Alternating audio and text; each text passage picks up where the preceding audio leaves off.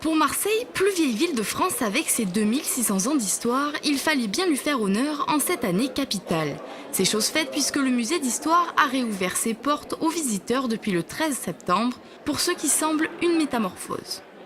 C'est un parcours en fait qui part des origines de la ville, de sa fondation, voire même avant, avec la grotte Cosquer, donc des origines grecques de la ville, et qui se poursuit ensuite jusqu'à la ville d'aujourd'hui et la ville de demain, avec un fil d'Ariane qui est l'histoire du port de Marseille.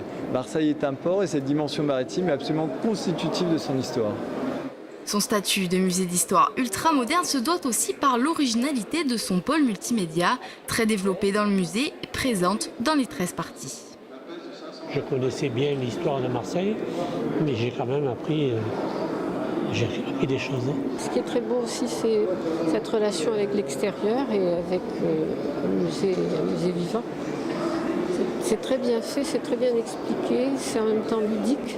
Je suis épatée et époustouflée. Je n'arrive pas à trouver d'adjectif suffisant compte tenu de la pauvreté intérieure de Marseille en musée. Il y a 7 ou 8 ans, on n'avait rien à proposer pour la culture de Marseille. Et là, le résultat est très fin. Il est bien choisi, il a été très réfléchi. Situé au pied du centre Bourse, le musée d'histoire compte plus de 4000 objets pour exprimer l'ensemble du parcours historique et patrimonial de la ville.